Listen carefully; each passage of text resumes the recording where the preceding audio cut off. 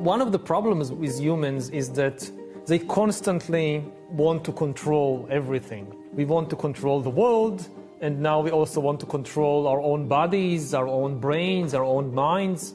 But so far what we see is that humans don't really know how to use their power.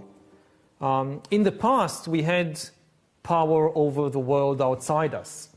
We had power over the animals, over the forests and the rivers and so forth. And we completely destabilized the ecological system. And we are now facing an ecological disaster. Because we had power to manipulate the world, but we did not have a deep understanding of how the world actually functions.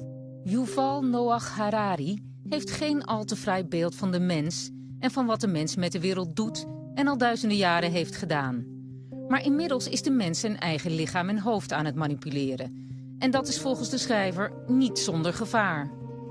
We are gaining the ability to manipulate our bodies, our brains, but we have a very poor understanding of the complexity of our internal ecological system.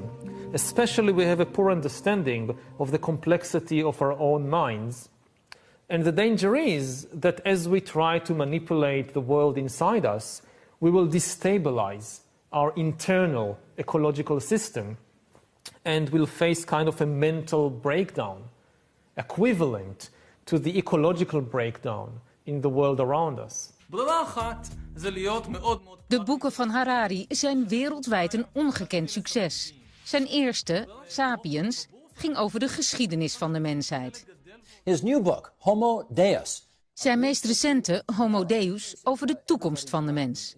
President Obama behoorde tot een van zijn eerste fans. Because it's such a condensed, sweeping history, it talks about some core things that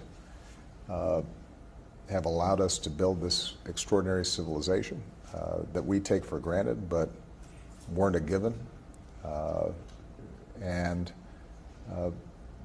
gives you a sense of perspective. Hij werd gevraagd voor de populaire TED Talks en zijn speech is bijna 2,5 miljoen keer bekeken.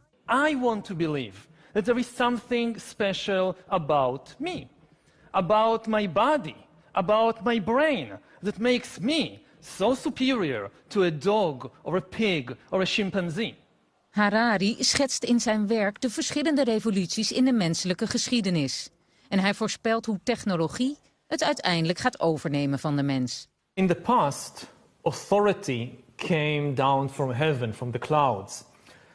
In any big decisions humans have to make about your personal life or about our collective life, the source of authority comes from God, from the Bible, from the priests. If you want to know who should be king, so God supposedly chooses the king. Then you have the humanist revolution in the last 2 centuries, and the source of authority shifts from the Bible and from God to human feelings. In dit humanistische tijdperk wordt de mens zelf als bron van de waarheid gezien. Zijn gevoelens en instinct worden leidend. And in the 21st century, authority will shift back from human feelings to the clouds, but not to the gods. It will shift to the Microsoft cloud, to the Google cloud, to the Facebook cloud. Very soon, given enough data about you and enough computing power, corporations and governments will be able to create algorithms that understand me and understand my feelings better than I understand myself. And then more and more authority will shift from me to the algorithms. In grote delen van ons leven gebeurt dit al. Harari noemt onze toenemende afhankelijkheid van navigatiesystemen als voorbeeld. At first, people didn't trust Google Maps. But you learn from experience. You go to an intersection and your gut feeling tells you turn right. And Google Maps says, no, there is a traffic jam on the right, turn left. And you say, what does Google know? I'll turn right. And you turn right and you're stuck in the traffic jam. And you say, I should have listened to Google. And next time you listen to Google and you reach there on time. And then you trust Google more and more until you lose the ability to find your way around the city. Maar dit is nog maar het begin, denkt de historicus. Nog even en algoritmes weten welke studie je moet kiezen, met wie je moet daten, welke boeken je zou moeten lezen en wie je moet aannemen voor een bepaalde baan. You want to hire somebody to your company and you interview them and you need to develop this sense of from half an hour or 20 minutes of interview with a stranger and based on the CV whether this person will be a good employee or not. And very often you get it wrong. Now think that you can delegate this responsibility to Google or Amazon or some other application based on everything they know about this person throughout their lives and what they know about your needs as a boss. And if it works, you trust it more and more. You never invite people for interviews. You never read their CVs. You just ask Google, find me a good employee.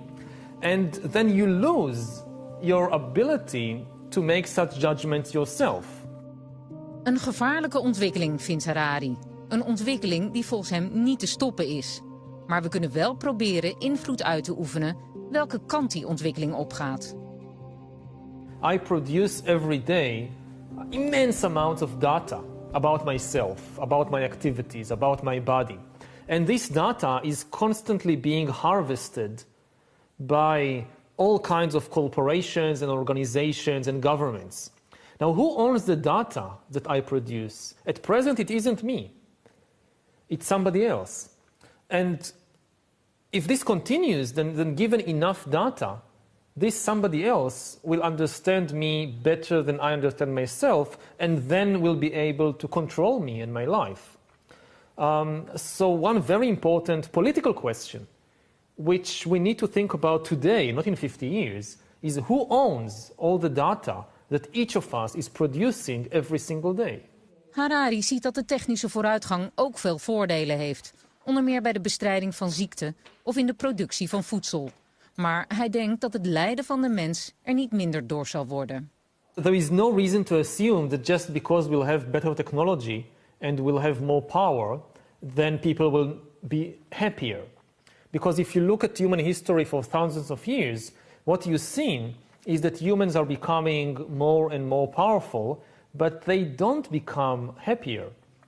Part of the problem is that as the conditions of people improve, their expectations increase.